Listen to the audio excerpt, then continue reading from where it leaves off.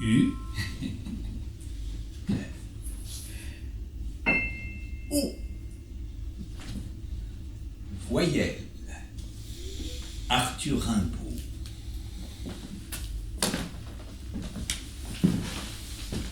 A. Noir. E. Blanc. I. Rouge. U. Vert. O. Bleu. Voyelle. Je dirais quelques jours vos naissances latentes. A. Noir corset velu de mouches éclatantes qui bombillent autour des puanteurs cruelles. Golfe d'ombre. E. Condeur des vapeurs et des tentes, lance des glaciers fiers, roi blanc, frisson d'ombrelle. I. Pourpre. Sang craché. Rire des lèvres belles dans la colère ou les ivresses pénitentes. U. Cycle. Vibrement divin des mers virides, paix des pâtis semés d'animaux, paix des rides que l'alchimie imprime au grand front studieux. O. Suprême clairon, plein de strideurs étranges, silence traversé des mondes et des anges. O. L'oméga, rayon violet de ses yeux.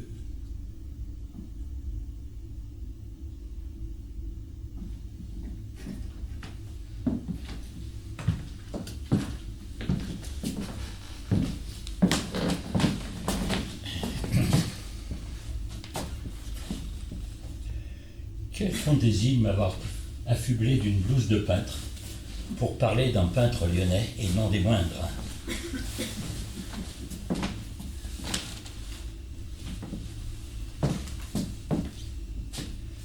Jean Couty est né le 12 mars 1907 dans une famille d'origine creusoise où les ancêtres sont paysans et maçons, les pieds dans la terre et les pierres en édifice, comme une aspiration humaine à l'espace, aux étoiles, au spirituel. Alors qu'il a 7 ans, soit l'âge de raison, le monde occidental, lui, n'a pas cet âge-là. Il explose, et voici le petit Jean alignant ses soldats de plomb sur une sortie de tranchée et reconstituant d'autres aurores. Toutes ces rencontres littéraires seront à l'aune de ses aînés, des tranchées justement, qui dans la glaise aspirent à la paix des corps et des âmes, aspirent à un Dieu juste et bon. Au premier rang des écrivains que nous allons évoquer ce soir se trouve Claude Aveline, un auteur noir, d'encre, caucasien à souhait. On lui doit d'ailleurs, en parlant de noir, l'origine peut-être du roman policier. Claude Aveline est né à Paris en 1901. Son père s'appelle Eugène Avtsin et sa mère Cécile Tchernomordik. Tous deux sont juifs russes et sont installés depuis 1891 à Paris, fuyant la vingtaine à peine et tout juste mariés, la ségrégation dont ils sont victimes dans l'Empire russe. Très bon élève, Eugène Avtsin va devenir Claude Aveline très rapidement, et il se veut romancier et également critique de cinéma. L'accueil fait à ses romans et à ses premiers romans est bon, très très beau, et son goût pour la critique cinématographique est remarqué de tous. Alors qu'on attend de lui le tome 2 de sa trilogie, La vie de Philippe Denis, Claude Aveline écrit, passant des journées à la préfecture de police, un roman policier à la préface péremptoire. Il n'y a pas de mauvais genre, il n'y a que de mauvais écrivains. La double mort de Frédéric Belot, qui donne au genre policier ses lettres de noblesse, selon Boileau-Narcejac.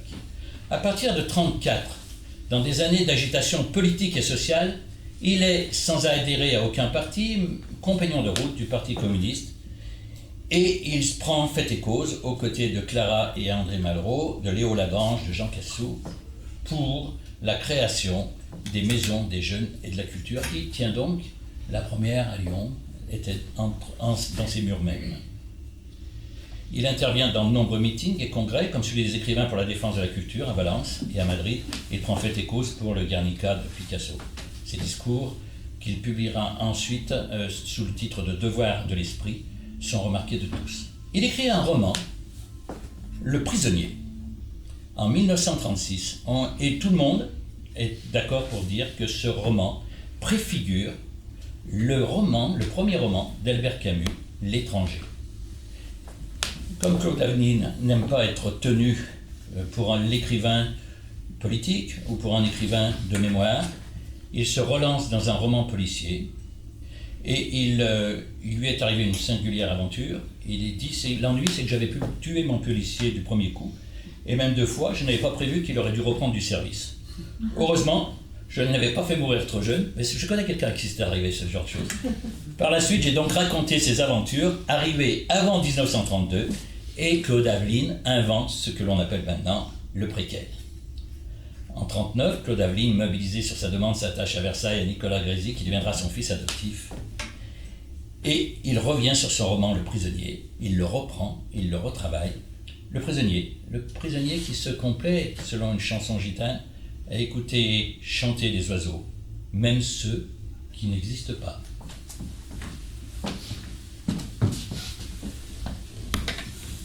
Voici le portrait de l'oiseau qui n'existe pas. Ce n'est pas sa faute si le bon Dieu qui a tout fait a oublié de le faire. Il ressemble à beaucoup d'oiseaux, parce que les bêtes qui n'existent pas ressemblent à celles qui existent. Mais celles qui n'existent pas n'ont pas de nom. Et voilà pourquoi cet oiseau s'appelle l'oiseau qui n'existe pas. Et pourquoi il est si triste. Il dort peut-être, ou il attend qu'on lui permette d'exister. Il voudrait savoir s'il peut ouvrir le bec, s'il a des ailes, s'il est capable de plonger dans l'eau sans perdre ses couleurs comme un vrai oiseau. Il voudrait s'entendre chanter. Il voudrait avoir peur de mourir un jour. Il voudrait faire des petits oiseaux très laids, très vivants. Le rêve d'un oiseau qui n'existe pas, c'est de ne plus être un rêve. Personne n'est jamais content. Et comment voulez-vous que le monde puisse aller bien dans ces conditions ?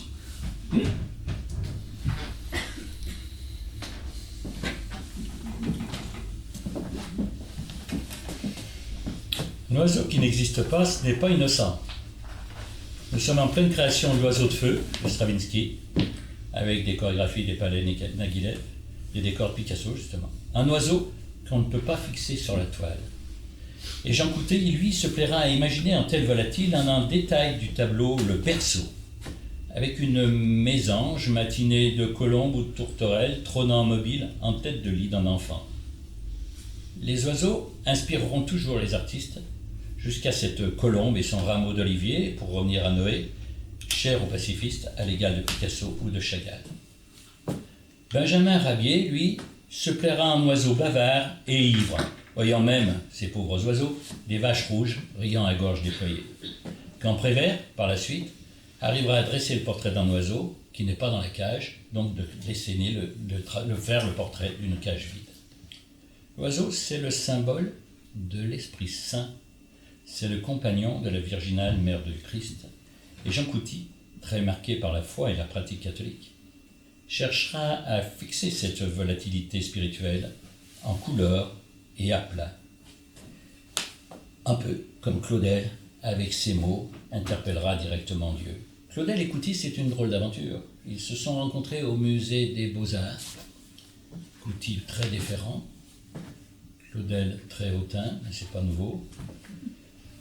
Le peintre saluant bassement le poète, ayant un petit hochement de tête assez méprisant, ce qui était dans son fort.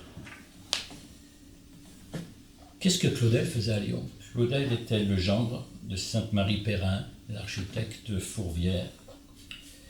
Il était en train d'acquérir le château de Brangue, qu'il a pu acquérir grâce d'ailleurs à l'entregent d'un homme politique lyonnais qui s'appelait Justin Godard, qui a trouvé avec la famille de Virieu un échange complaisant à faire de travaux d'architecte de Sainte-Marie-Perrin dans le château de Virieu, en échange de quoi les Virieux n'ayant pas les moyens de payer, donnaient pratiquement leur château de Brangue, qui n'a pas coûté très cher à l'ambassadeur Claudel. Et en attendant, il s'ennuyait place des Jacobins, dans un bel appartement, et il était administrateur, ça ne s'invente pas, d'une société qui s'appelait Gnomérone, dont le premier mérite était de fabriquer des moteurs d'avion et des moteurs de moto. Je vous laisse imaginer Claudel dans cet univers-là. Il a eu le temps d'écrire. Et le symbole de cette entreprise Gnomérone était un mouvement graphique tout blanc.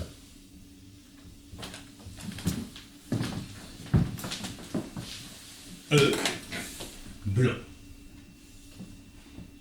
Mon âme magnifie le Seigneur. Que de paroles dans ce jeune cœur comblé de désirs. Ô mon Dieu, un jeune homme et le fils de la femme vous est plus agréable qu'un jeune taureau. Et je flus devant vous comme un lutteur qui plie, non qui se croit faible, mais parce que l'autre est plus fort. Vous m'avez appelé par mon nom.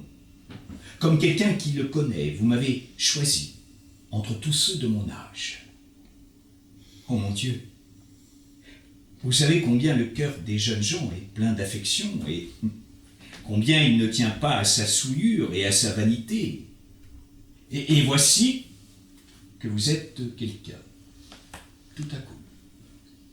Vous avez foudroyé Moïse de votre puissance, mais vous êtes à mon cœur ainsi qu'un être sans péché.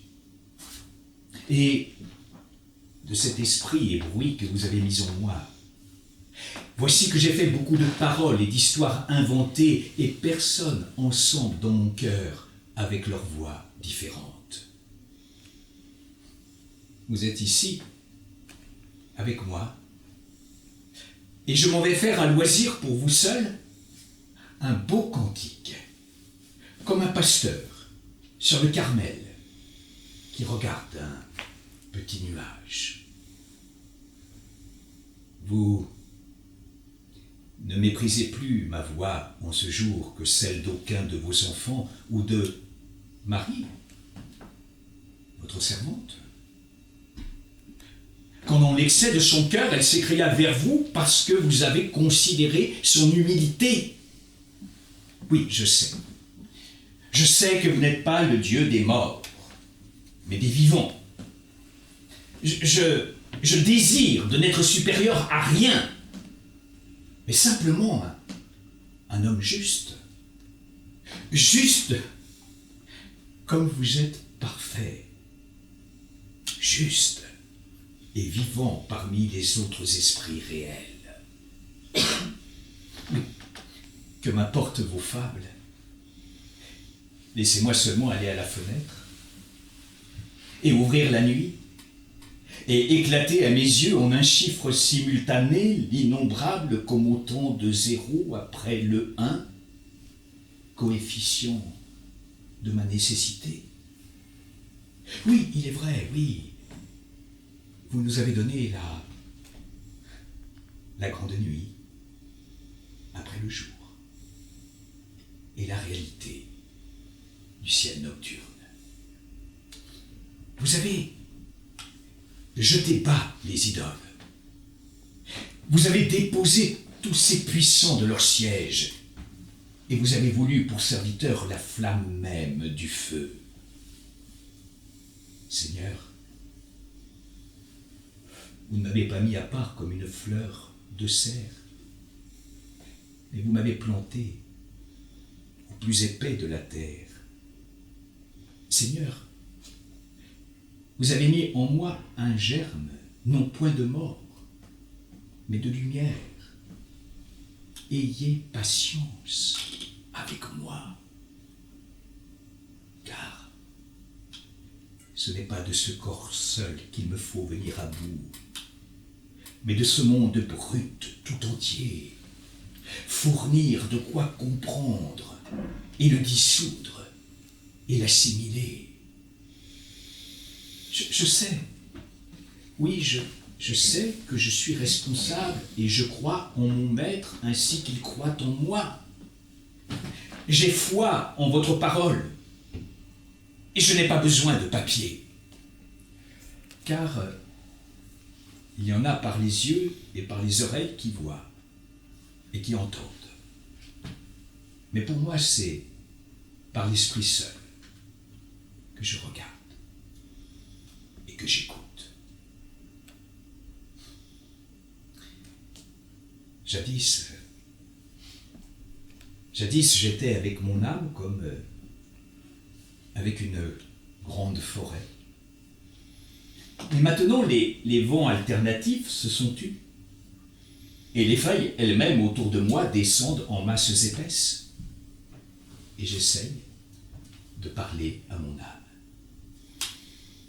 Ô mon âme,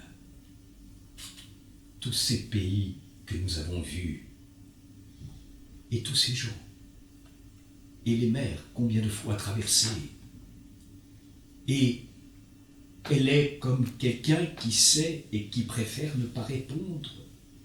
Et de tous ces ennemis du Christ autour de nous, prends tes armes, ô guerrière. Mais moi, comme un enfant qui agace le petit scorpion hideux avec une paille, cela ne va pas jusqu'à son attention. Paix, réjouis-toi, réjouis-toi. Et dis, autrement que par des paroles, mon âme magnifie le Seigneur. Elle demande à cesser d'être une limite. Elle refuse d'être à sa sainte volonté. Aucun obstacle. Il le faut, oui. Ce n'est plus l'été. Il n'y a plus de verdure, ni aucune chose qui passe, mais Dieu seul.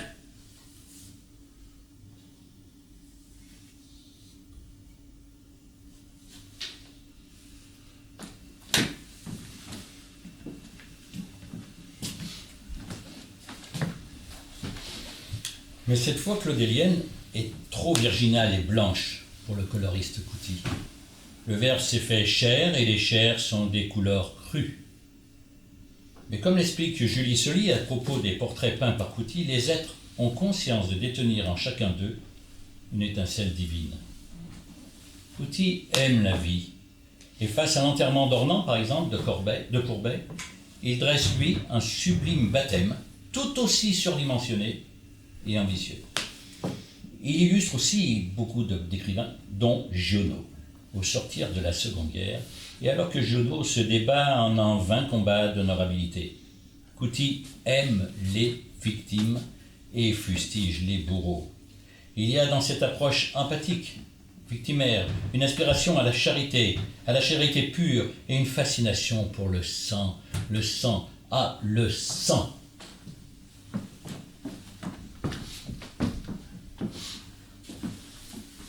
Rouge. Il y avait le tambour du sang, le grondement du sang. Il tapait sur un sombre tambour dans les hommes et dans les femmes. À chaque coup, ça tapait comme au creux de la poitrine. On se sentait lié à cette cadence. C'était comme le volant des batteuses qui battent le blé. C'était comme le fléau qui bat le blé, vole, bat le blé, vole. C'était comme la peine de l'homme qui saute dans la cuve. C'était comme le galop régulier d'un cheval. Et s'il galope tout le temps comme ça, régulièrement, avec ses gros sabots, il va jusqu'au bout du monde. Et après le bout du monde, il galopera dans le ciel. Et la voûte du ciel sonnera comme la terre sonne maintenant. Toujours, toujours, sans arrêt.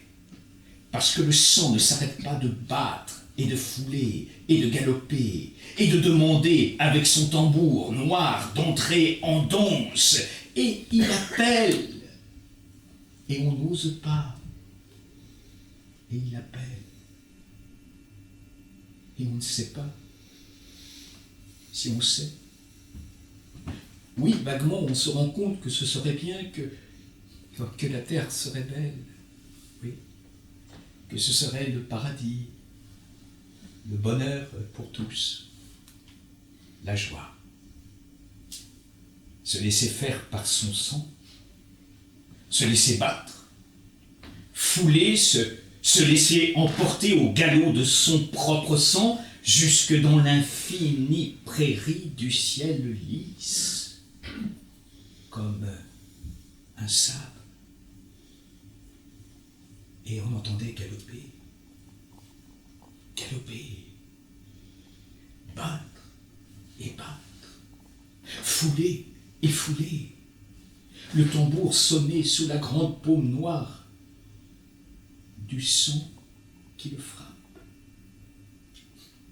Mais ce sera la danse, la vraie danse. On obéirait de la vraie obéissance. On ferait ce que le corps désire. Tous ces appels du sang seraient des appels de joie. Tandis que là, à cet instant, on ne sait pas. On ne sait pas s'il faut, on sait qu'il faudrait, mais on ne bouge pas. On est attaché. Et du creux de la poitrine aussi, on est attaché. Cette musique de danse. Et le sang appelle. Et on est comme déchiré, parce que le pauvre corps ne sait plus. Parce que le jeune sang qu'on vient de faire, lui, il sait. Le sang a raison. Somme toute.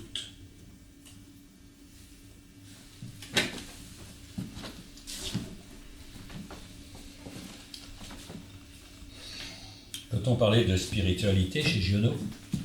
La question est posée par l'un de ses biographes, Jean Carrière, qui répond « Oui, dans la mesure où celle-ci lui est venue non comme une expérience délibérée, mais comme une lente maturation à jouir des choses sans les posséder.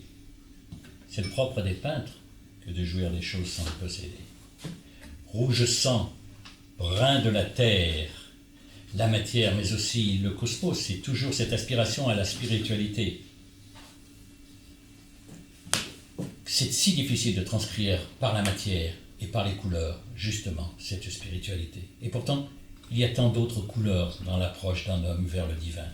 Les bois à traverser, les sous-bois, les clairières, les percées azurées, les bleus, les verts, qui fascinent Peggy autant qu'il est tenté par les jaunes pas encore jaunes, et les blonds pas encore blonds, des blés en bosse, et qui donnerait toutes les teintes des verts pour transmettre sa foi.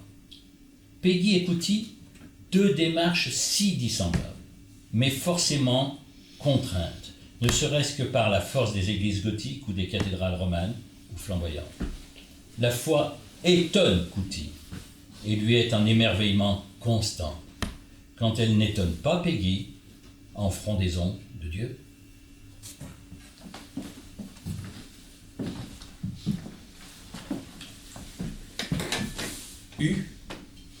Vers la foi, ça ne m'étonne pas. Ce n'est pas étonnant.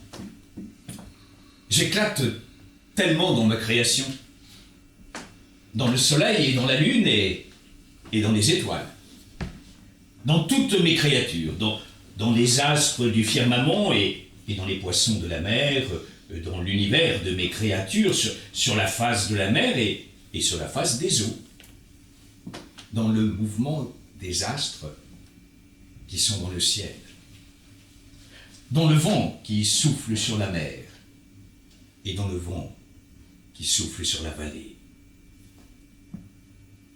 dans les plantes et dans les bêtes et dans les bêtes des forêts et dans l'homme ma créature, dont les peuples et dont les hommes et dont les rois et dont les peuples, dont l'homme et dont la femme s'accompagnent, et surtout dont les enfants, mes créatures, dont le regard est dans la voix des enfants, car les enfants sont plus mes créatures que les hommes. Ils n'ont pas encore été défaits par la vie de la terre. Et entre tous, ils sont mes serviteurs, avant tout. Et la voix des enfants est plus pure que la voix du vent, dans le calme de la vallée. Et le regard des enfants est plus pur que le bleu du ciel, que le laiteux du ciel, et qu'un rayon d'étoiles dans le calme de la nuit. Or, j'éclate tellement dans ma création sur la face des montagnes et sur la face de la plaine, dans le pain et dans le vin et dans l'homme qui laboure et dans l'homme qui sème et dans la moisson et dans la vendange, dans la lumière et dans les ténèbres, et dans le cœur de l'homme, qui est ce qu'il y a de plus profond dans le monde.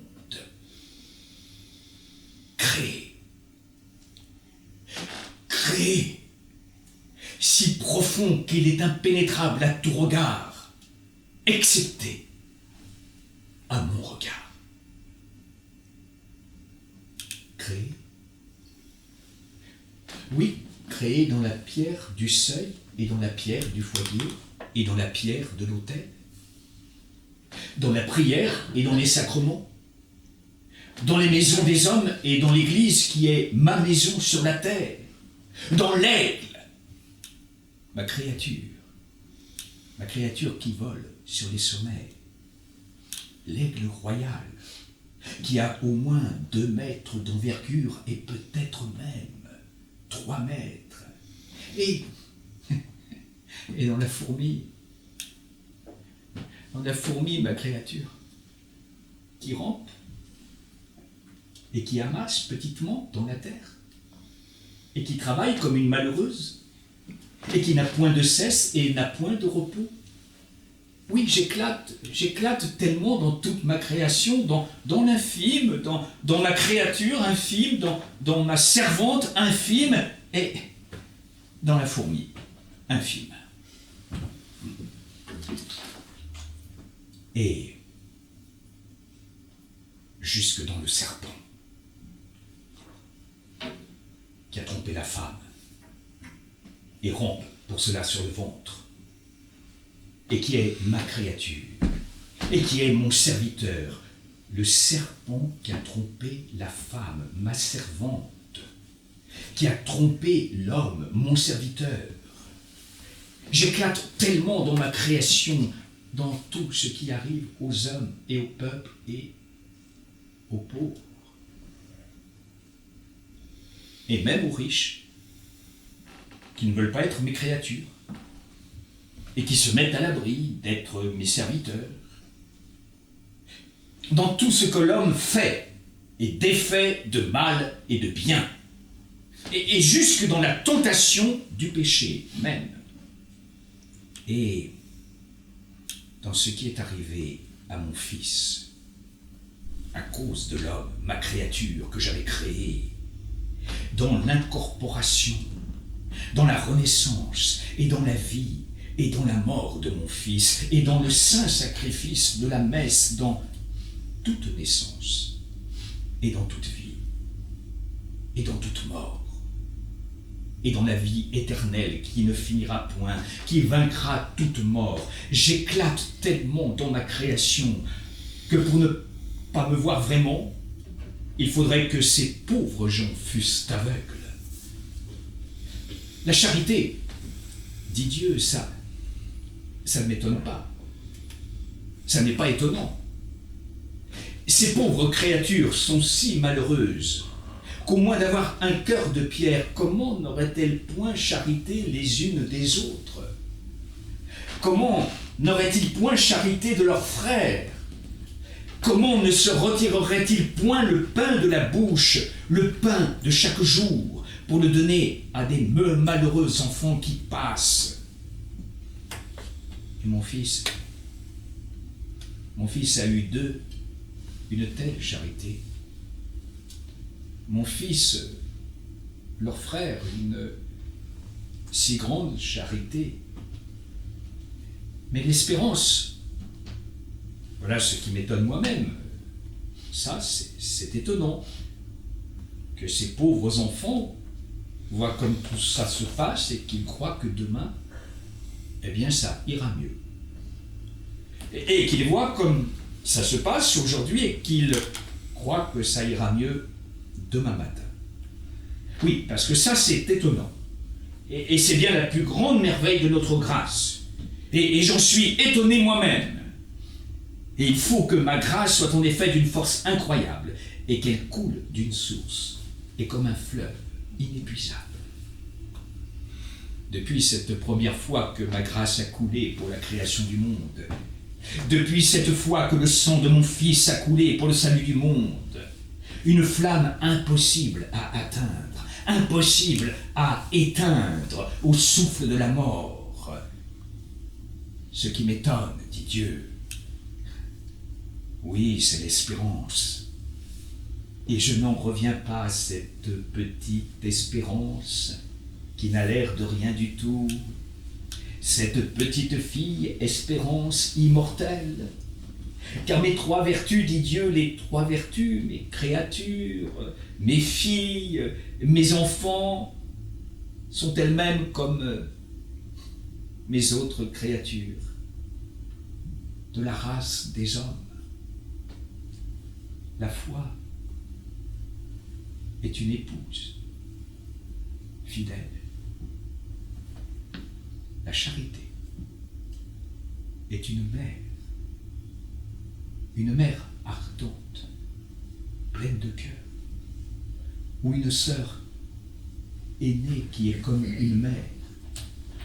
L'espérance est une petite fille de rien du tout, qui est venue au monde le jour de Noël. C'est cette petite fille, pourtant, qui traverse les mondes. Cette petite fille de rien du tout. Elle seule, portant les autres, qui traversera les mondes révolus, comme l'étoile a conduit les trois rois du fin fond de l'Orient vers le berceau de mon Fils. Ainsi, une flamme tremblante. Elle seule conduira les vertus et le monde. Une flamme percera des ténèbres éternelles.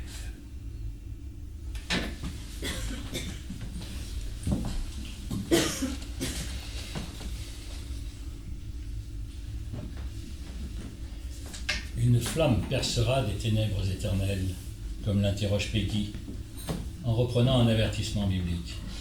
Il y en est un autre. Mort, où est ta victoire?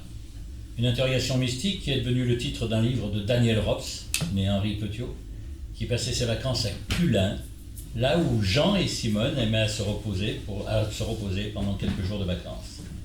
Daniel Rops rencontra Jean Couty et fut fasciné par la force physique de cet homme. Rabelais, qui la tête dans les étoiles et les pieds dans la glaise, aimait interpeller le ciel et lui lancer des cailloux. Il faut toujours dresser des passerelles entre les mondes révolus et les mondes modernes, entre les ténèbres passées et les horizons azurés. Il faut dresser des ponts, et le bâtisseur Couty savait de quoi on parlait. Les ponts traversant les eaux vertes ou bleues de la Saône ou du Rhône, sous des ciels outre-mer.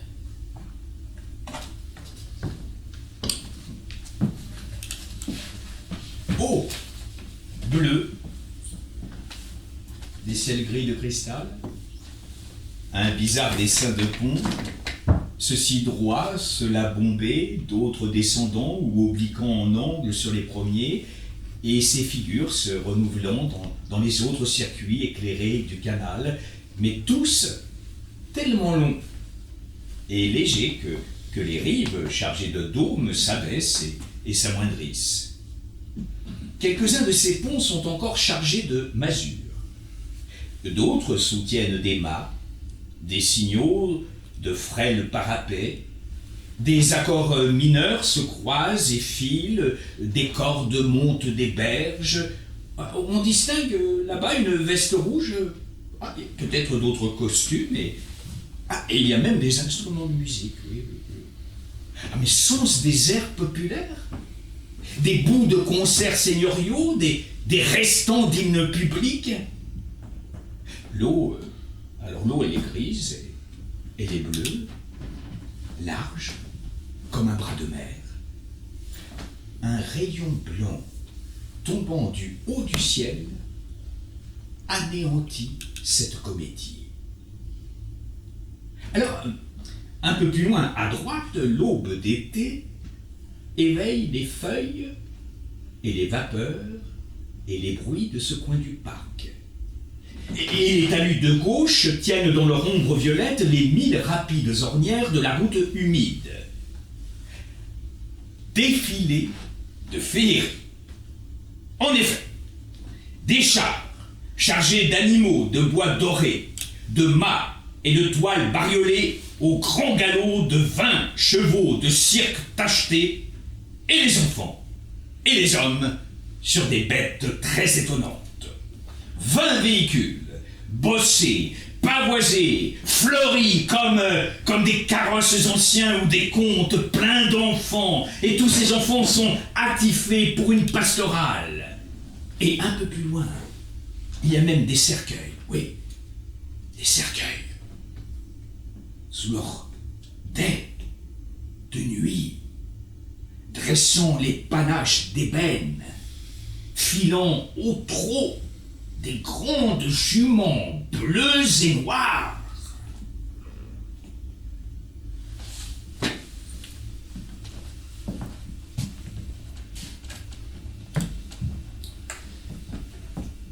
Les ornières.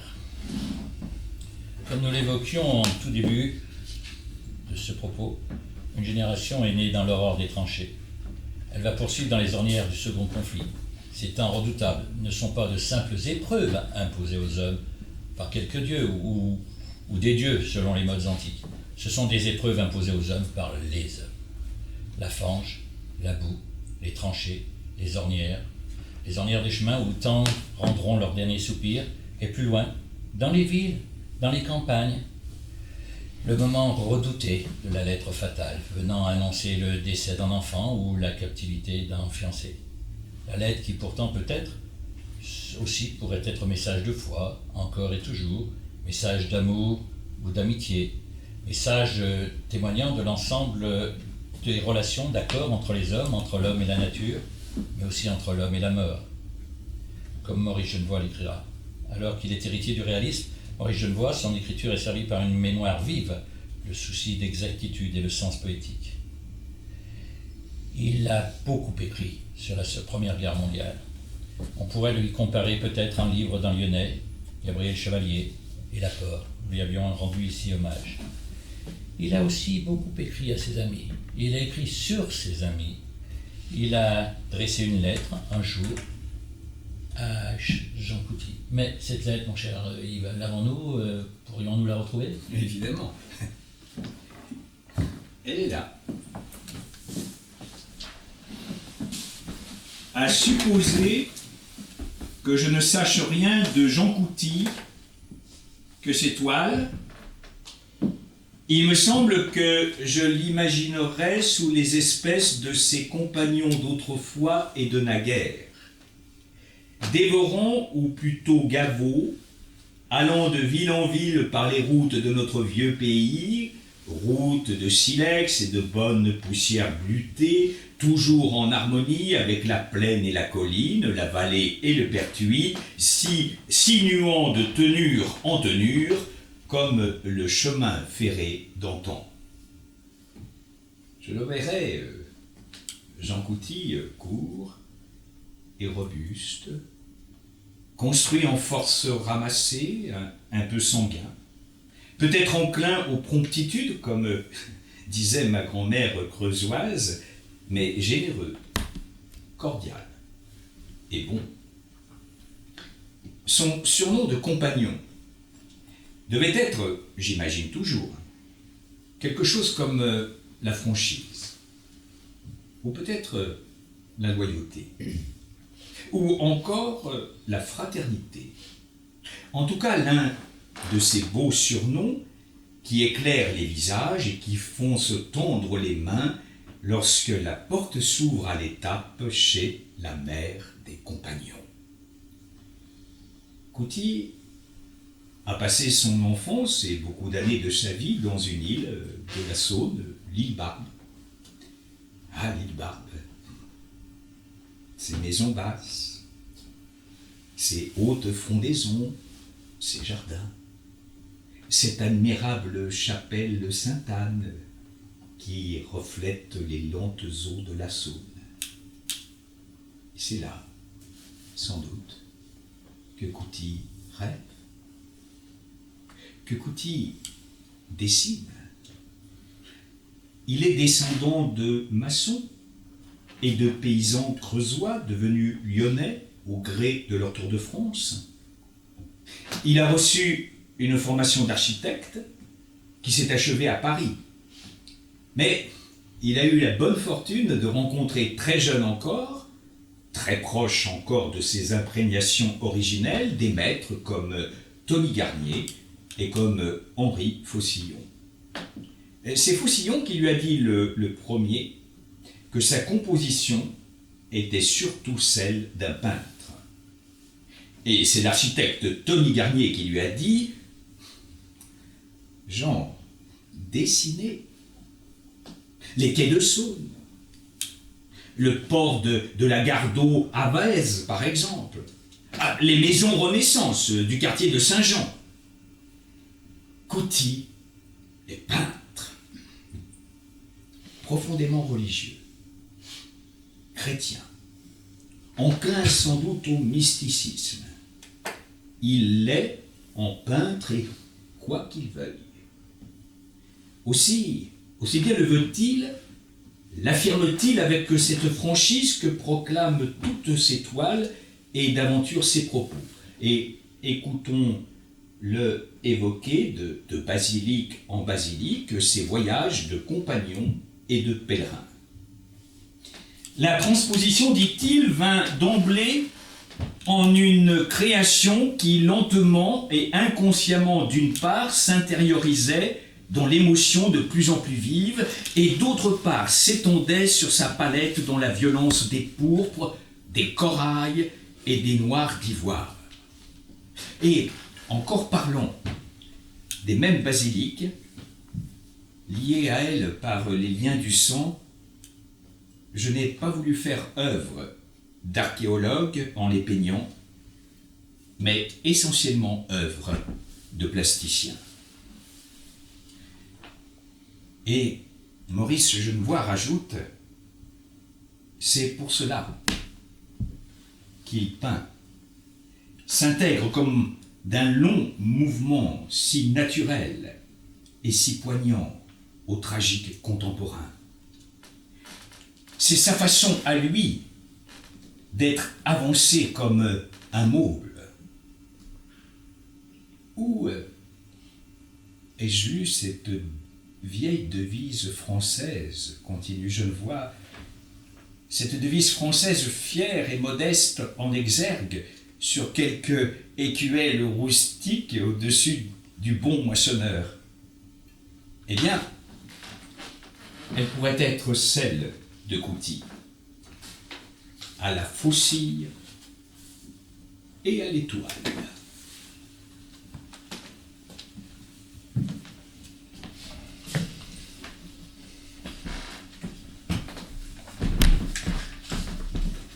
À la faucille et à l'étoile, la bonne étoile, celle à laquelle faisait allusion très souvent Jean Couty lorsqu'il se retrouvait quelquefois, et c'est normal pour un artiste dans des difficultés matérielles. Sa chère épouse Simone me rappelait un jour qu'il disait tout le temps « Mais la bonne étoile y veillera, Dieu y veillera, je vais vendre quelques peintures. » cette bonne étoile. L'étoile, c'est le repos éclairé, ni fièvre ni langueur, sur le lit ou sur le pré. C'est l'ami, ni ardent ni faible, l'ami. C'est l'aimé, ni tourmentante ni tourmenté, l'aimé. L'air et le monde, point cherché, la vie. Était-ce donc ceci et les rêves fraîchis? L'éclairage revient à l'arbre de bâtisse. Des deux extrémités de la salle, des corps quelconques, des élévations harmoniques se joignent. La muraille, en face du veilleur, est une succession psychologique de coupes, de frises, de bandes atmosphériques et d'accidents géologiques. Rêve intense et rapide de groupes sentimentaux avec des êtres de tous les caractères, parmi toutes les apparences.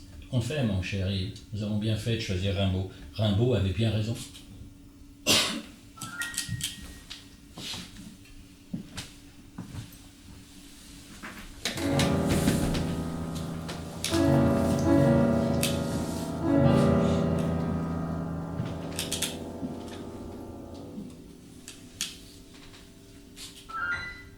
A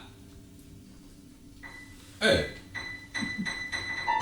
I U O. Est-ce que Rimbaud avait raison? C O U T Y Couty, tout simplement.